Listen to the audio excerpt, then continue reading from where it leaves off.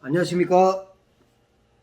북한군사정치연구소 정명훈입니다. 네, 정연아입니다. 네. 네, 이번 시간에는 저희 아빠와 함께 지금 북한에서 새롭게 등장해서 시청자 여러분들께서도 주의 깊게 보는 인물이죠. 바로 김옥주라는 북한의 가수입니다. 그래서 이번의 주제는 과연 이 김옥주, 이 사람은 누구인가? 그리고 이 사람이 왜 이렇게 지금 새롭게 떠오르고 있느냐가 지금 화두의 뜨거운 감자가 되고 있습니다. 그래서 김옥주가 과연 누구냐? 네, 이 김옥주라는 이 가수 누굽니까? 이 가수가 삼지연 악단에서라면 노래 부르고 삼지연 관현악단. 관현악단에서도 노래 부르고 그 평창에도 왔었잖아요. 평창에도 와가지고 공연한 우리 한국에 와가지고 공연한 사람이 이제 평창만 온 게 아니지 뭐. 네네. 서울에서도 2018년도에 공연하고 그렇죠, 강릉에서도 공연하고 네. 이러면서 아주 인기 있게 그 노래를 불러가지고 그러던 가수인데 네. 이 가수가 올라가서 조금 소리가 없었어. 그러게요. 모란봉 악단도 아닌데. 그때는 이 모란봉 악단이라면 그 군복을 입고 이렇게 나오는 아이들이 딸리 있었어요. 네. 이 삼지연 간인 악단은 또 딸리 있었고. 그런데 그런데 한복만 입고. 이번에 이 여자가 지금 올라가가지고 조금 조용히 없어졌다가 네. 그 다음에 그 이번에 조선노동당 제8기 3차 전원회의가 끝나면서 네. 그걸 축하하는 국무위원회 연주단이라는 데서 또 김옥주가 나와가지고 노래를 많이 부르잖아요. 네. 근데 국무위원회 그 악단이라는 게 또 거기서 성실한 사람들 해가지고 여러 악단들 작은 것들은 다 없애버리고 그걸 하나 또 이렇게 크게 하나 만들어 놓고 네. 국무위원회라면 최고 아니요. 네. 김정문이가 있는 국무위원회인데 국무위원회. 그러니까 그게 지금까 최고 배우로 됐다. 네. 그 소리지. 그 이번에 무슨 대회가 열렸다고요? 조선노동당 제8기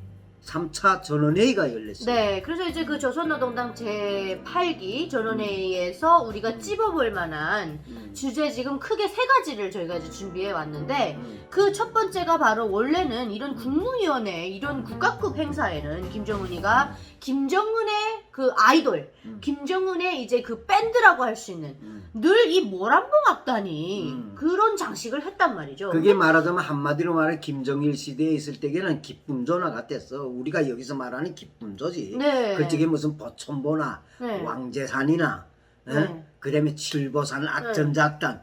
네. 이 칠보산 전자악단이 기본은 김정일이 앞에서 외국인 수반들 앞에서라면 노래를 부르던 사람들이야.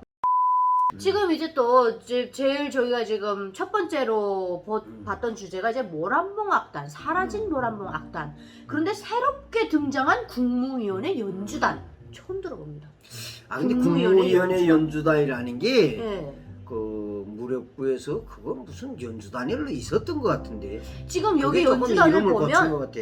옛날에 그 만수대 예술단처럼 뭔가 이렇게 쫙 뒤에 오케스트라가 앉고 그다음에 이제 그 앞에 나와서 뭐 생이란 무엇인가 이렇게 아주 젊은 애들이 이렇게 노래도 하고 아주 좀 새로운 색다른 이런 것들이 나오는데 지금 그 이 국무위원회 연주단을 이제 우리 아빠가 보시기에 뭐가 이제 모란봉 악단보다 달라졌는지 요거를 좀 찝어봐야 될 것 같아요. 왜 그러면 이 시국에서 국무위원회 연주단이 등장을 했느냐? 삼지연 악단 같은 네, 맞아요. 그런 그걸 통틀어서 저는 이걸로 만들었지. 네. 다 여기다 집중시킨 것 같아. 그러면 이 대규모의 연주단을 만들어 놓은 이 이유는 뭘까요? 그러니까 그래도 비사회주의적 그런 법에도 어긋나지 않으면서 건전하게 된 사람들을 하나를 묶어가지고 이런 사람들 가지고 비사회주의로 현상을 없앴기에 대한 그런 선전 그런 데라 써먹어야 되겠으니까 그 위력을 대단히 키워야 되지. 네. 그러니까 그러면 이제 새롭게 그 김정은이 총비서의 자리에 올라가면서 국무위원회의 연주단을 새롭게 만들어서 새로운 선전 스타일로 나가려는 의도일까요? 근데 나 이 연주단이 새롭다고는 보지 않겠어. 왜 그런가 그런 연주단은 있었어 옛날에도. 네. 있었는데 그걸 이번에 좀 활성화시켜가지고 네. 범위를 좀 키워가지고 이름을 좀 높이 쳐주고 네. 대우를 높여주지 않았나. 국무위원회가 들어갔어요. 지금 아빠가 말씀하셨던 것처럼 국무위원회라면 그때 북한을 그저 총괄하는. 김정은이가 국무위원회 위원장 할 때니까. 네. 그때가 조직됐겠지. 이번에 지금 새롭게 지금 국무위원회 연주단이라는 게 지금 새롭게 등장을 했는데 김정은이가 어떤 말을 했다고 그래요. 네. 반동 사상 문화를 차단하라. 반동 문화. 야, 너희들 말이야 이번에 이렇게 연주단이 네. 임무는 네. 반동 문화를 차단하라고 이렇게 임무. 그렇죠. 그러면 너희가 선전선동의 앞장에 서서 서서라. 정말 그 북한에서 요구하는 주체 창법의 주체성을 띈 노래들만 해라. 그렇지. 그래서 그러니까 자기 사상, 네. 자기 의도와 자기 사상을 일치시키려는 거군요. 모든 주민들한테 박아여라. 사상을 불어여라. 야. 왜 그런가 하면 반동문화 배격법이 나왔어도 아직까지도 이 자기가 올라와서부터 나라를 저 평정하는 시간까지 그 많이 풀어놔서 사람들이 머릿속에 자본주의 날라리 풀이 들어있는 거 무조건 다 뽑아버리게끔 너네가 이 힘써라. 집중포화 사상문화의 집중포화의 돌격대가 되라. 이거지. 좋습니다. 그러면은 이제 좀 뭔가 의문이 조금씩 풀리기 시작하는데 이제 오늘의 주인공이죠. 그렇다면 이 김옥주 2018년도에 한국도 와서 이선희 씨와 함께 어젯밤 꿈속에 제이를 불렀던 가수예요. 그럼 제가 이렇게 말씀드리면 여러분들 딱 알아들으실 텐데 그 가수거든요. 여러분들도 아시다시피 그 가수가 뭐 성령이란 가수보다 아름답고 뭐 미모가 뛰어나고 몸매가 예쁜 이런 가수가 아니에요. 굉장히 북한에서 보면 평범한 외모에 좀 그런 가수인데 아니 이번에 지금 그 끝나고 그 8기 전원회의가 끝나고 전체 공연에서 25곡이 등장을 했는데 22곡을 불렀단 말이에요. 김정은이 좋아하는 그때 무슨 뭐 목소리일까요? 솔직히 뭐 서울에 왔을 때도 가가 뭐 많이 노래 부르잖아. 자, 국무위원회 연주단 이렇게 나옵니다. 출연 이런 거 있지 않습니까? 이런 것들 다 북한에서 우리 못 보던 거 아니에요? 그죠? 정말 이게 지금 이 여자가 김옥주죠. 얼굴 낯익잖아요. 치아도 굉장히 안 이뻐요 이 사람이. 그리고 지금 북한에서 이 김옥주에 맞는 새로운 노래들을 굉장히 많이 만들어서 김정은이 찬양하는 노래. 그러니까 지금 이 반동문화 배격법 비살주의 현상에 그러니까 뭐라 해야 될까 새롭게 이것도 지금 새로운 노래. 어때요 목소리는? 목소리는 괜찮다 그만. 굉장히 중저음에 좀 무거운 톤인데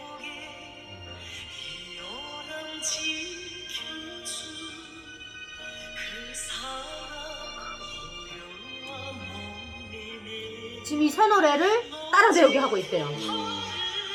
보십시오. 이게 굉장히 새로운 스타일 아니에요 뮤직비디오가? 이것도 반동문화 배격법이 걸렸구나 뭐 걸리겠구나.